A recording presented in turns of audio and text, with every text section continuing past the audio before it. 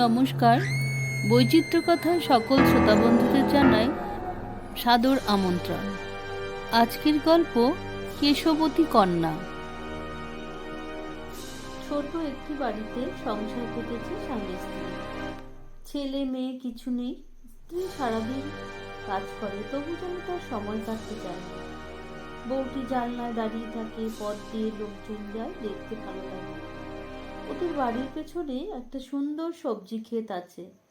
তরতাজা সবজি বাগানটা দেখতে খুব ভালো লাগে তার। রোজই জানলায় দাঁড়িয়ে তাই দেখে। স্বামী বাড়ি ফিরলে তাকে যত্ন করে খেতে দেয়, কিন্তু নিজে কিছুই খেতে চায় না। না খেয়ে খেয়ে বউয়ের শরীর দুর্বল হয়ে পড়ে। স্বামী খুব চিন্তায় পড়ে, বউকে জিজ্ঞাসা করে, তোমার কি খেতে ইচ্ছা করে বলো, আমি তাই এনে দেব। বউ বলে, দেখো আমাদের বাড়ির পেছনে একটা সবজি বাগান আছে। আমি রোজ বাগানটা দেখি। সেখানে বড় বড় তাজা তাজা চালতা গাছে ঝুলে আছে, দেখলেই খেতে ইচ্ছা করে। তুমি কটা চালতা এনে দিতে পারো? আমি খাবো। স্বামী বলে, ও বাবা, ও যে রাক্ষসীর বাগান, ওখানে গেলে কি আর রক্ষে আছে? ও ঠিক আমায় খেয়ে ফেলবে।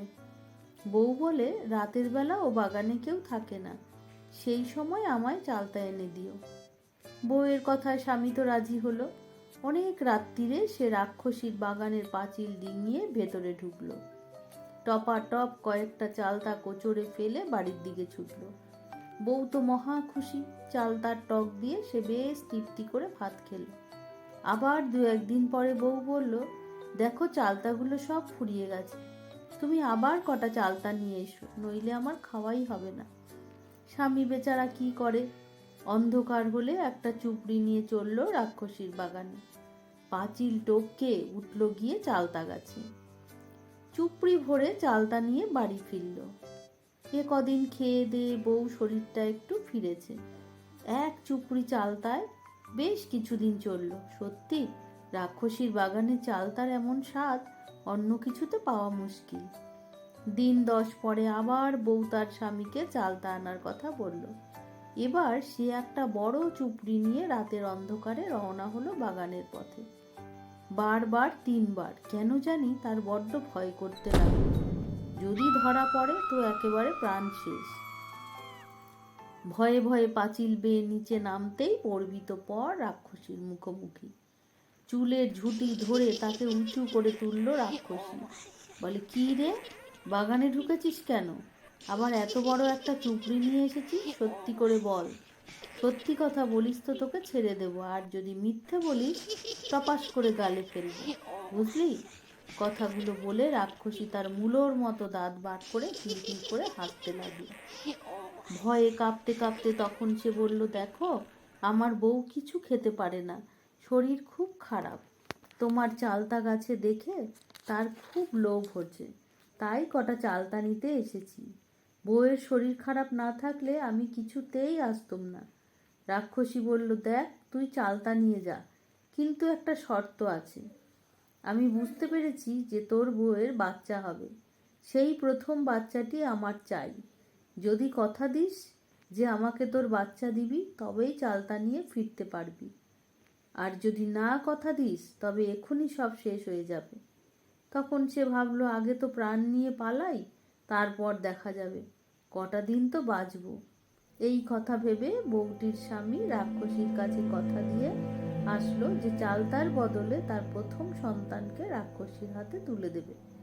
রাক্ষসী বলল, কি মনে থাকবে তো? আগে 3 সত্যি কর।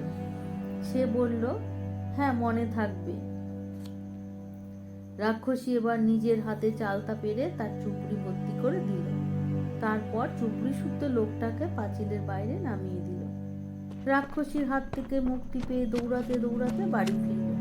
বউকে সব কথা বলল। বউ বলে, যাক তুমি তো বেঁচেছ, আর অতদিন পরে রাক্ষসীরা এসব কথা মনেই থাকবে না। যথাসময়ে তাদের একটা ফুটফুটে গোলাপের মতো মেয়ে হলো। বাচ্চার মাথায় নরম পশমের মতো একরাশ কালো চুল। এতটুকু মেয়ের এত বড় চুল কেউ কখনো দেখেনি। যাই হোক, বাবা মা তো মেয়ে পেয়ে খুব খুশি। তারা ভুলেই গেছে রাক্ষসীর শর্তের কথা। কয়েকটা দিন যেতে না যেতেই এক রাত্রে দরজায় ঠক ঠক শব্দ। স্বামী স্ত্রী ভাবতেই পারে না এত রাত্রে তাদের বাড়িতে কে আসতে পারে। দরজা খুলতেই রাক্ষসী ঘরের মধ্যে ঢুকে পড়ল, এ আমার বাচ্চা রে। বাবা মা তো আকাশ থেকে পড়লো, সে কি হয়? বেশ, তুই আমাকে কথা দিয়েছিলি, আর এখন তো আমি কোনো কথা শুনবো না। ভালোভাবে দিলে দে, নইলে তোদের দুজনের ঘাড় মুটকে মেয়ে নিয়ে চলে যাব। নিরুপায় হয়ে তারা মেয়েটিকে তুলে দিল রাক্ষসীর হাতে। বাবা মা কাঁদতে লাগলো, রাক্ষসী লাফাতে লাফাতে মেয়ে নিয়ে চলে গেল। ফুটফুটে মেয়েটিকে কিন্তু রাক্ষসী নখের আঁচড়ও লাগতে দিল না। খুব যত্ন করে তাকে বড় করতে লাগলো। তাকে দেখে রাক্ষসীর যেন আশ মেটে না। সবচেয়ে দেখার মতো হলো তার চুল, যেন নদীর ঢল।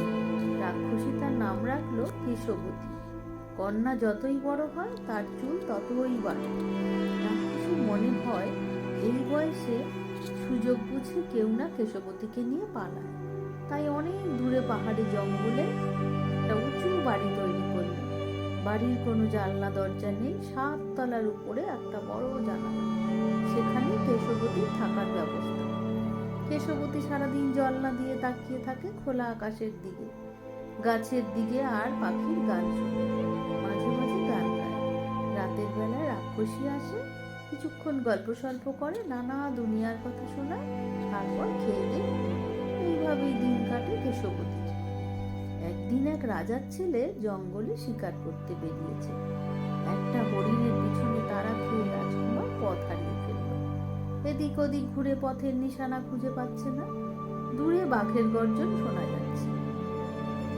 ঘোড়া ছোটাতে ছোটাতে রাজকুমার বিশাল গাছে আড়াল হয়ে দাঁড়ালো। গাছের ডালে ঝুলছে, দেখলো একটা কাল নাগিনী।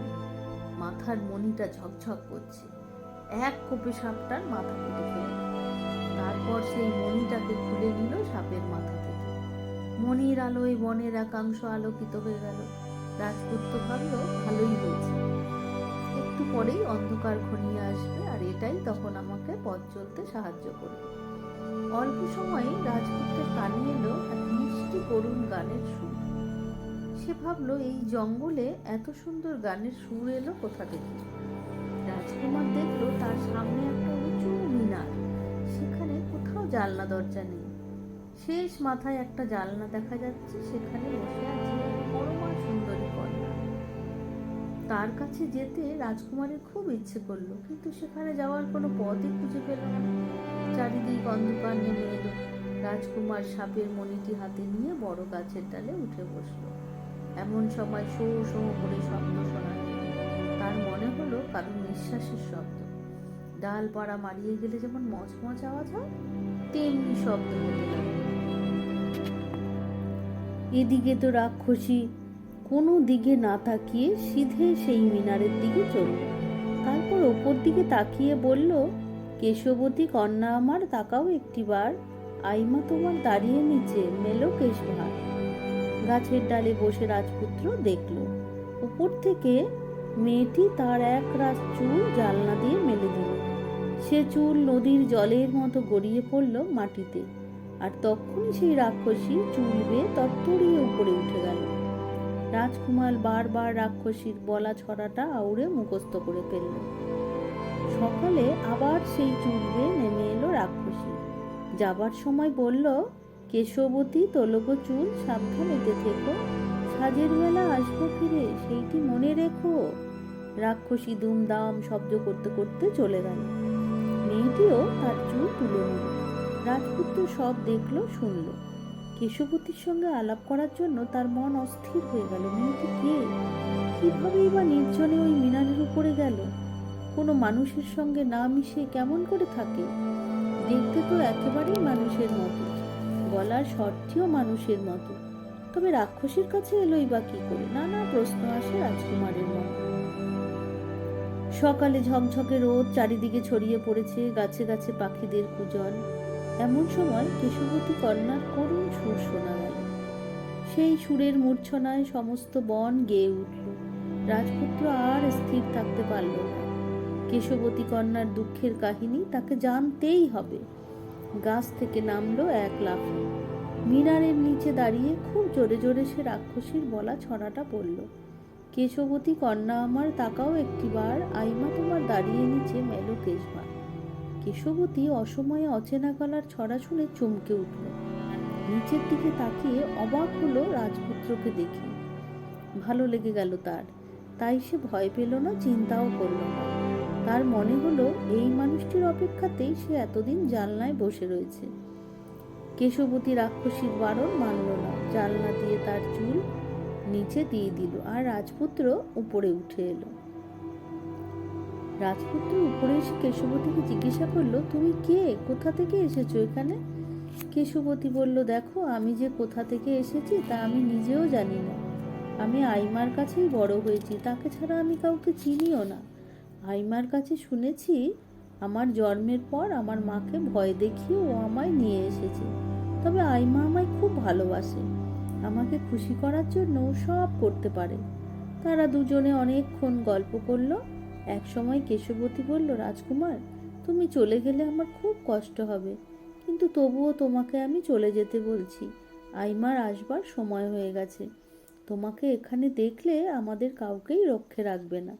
তবে যাবার আগে কথা দাও, তুমি আবার আসবে। আমি কিন্তু তোমার পথ চেয়ে থাকবো। রাজপুত্র বলল, কথা দিলাম।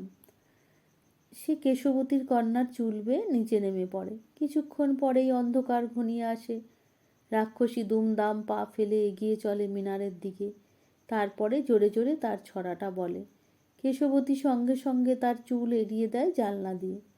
রাক্ষসী উপরে উঠেই চোখ ঘোরাতে থাকে, বলে, কেশবতী, ঘরে কি মানুষ এসেছে নাকি? এত মানুষের গন্ধ পাই কেন?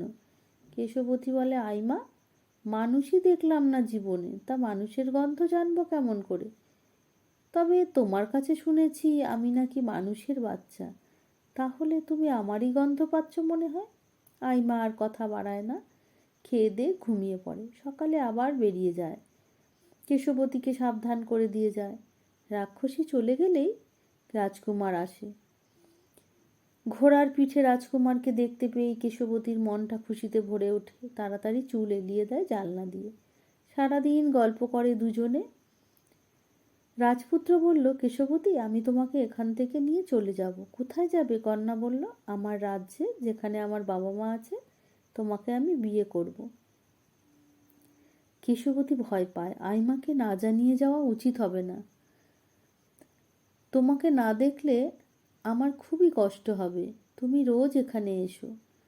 আজও রাক্ষসী এসে একই কথা বললে। কি লো কেশবতী, ঘরে কি মানুষ এসেছিল? কেন যেন মানুষ মানুষ গন্ধ পাই।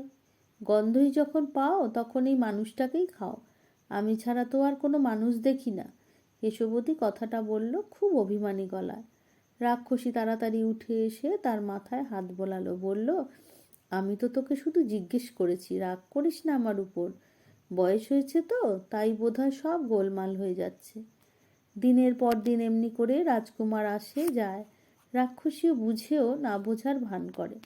একদিন রাক্ষসী ফিরলে কেশবতী বলল, আচ্ছা আইমা, তুমি যখন ওপরে ওঠো তখন অনেক সময় লাগে তোমার, কিন্তু রাজকুমার কত তাড়াতাড়ি উঠতে পারে কেন গো? কথা বলতে বলতেই তার খেয়াল ছিল না যে রাক্ষসী সব জেনে যাবে। ব্যাস, তার কথা শুনেই রাক্ষসী তেড়ে আসলো। তোর এত বড় সাহস! আমাকে এতদিন মিথ্যে কথা বলেছিস, এর শাস্তি তোকে পেতেই হবে, বলে কেশবতীর চুলের বেনিটা কেটে ফেলল। তারপর তাকে এক নির্জন মরুভূমির মধ্যে রেখে এলো। এদিকে তো সকালবেলায় রাজপুত্র এসে ছড়াটা বলল। তখন রাক্ষসী কেশবতীর বেনিটা ঝুলিয়ে দিল জানলা দিয়ে। রাজপুত্র হাসি মুখে উপরে এলো। তারপর যা সামনে দেখলো তা দেখে রাজপুত্রের চোখ তো কপালে উঠল।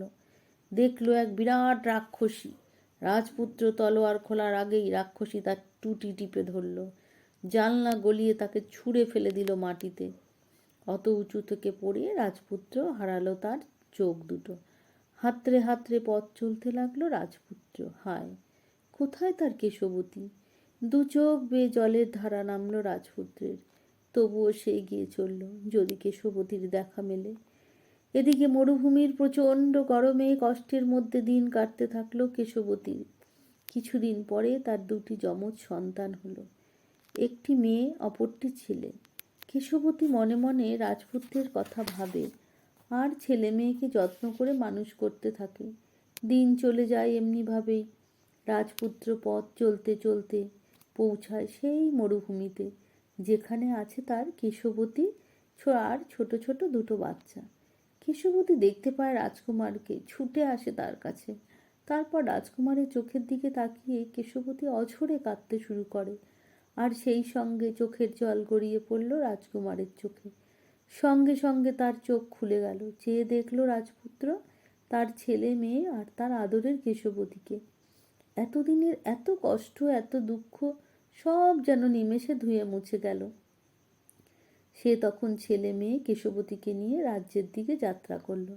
অনেক দিন পরে রাজা রানী তার হারানো ছেলে, বউ আর নাতি নাতনিকে পেয়ে রাজ্যে আনন্দের ঢেউ উঠল।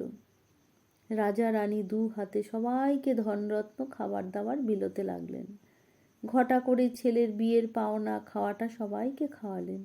কেশবতী আর রাজপুত্রের ওপর এতদিনে যেন ঈশ্বরের আশীর্বাদ পড়ল।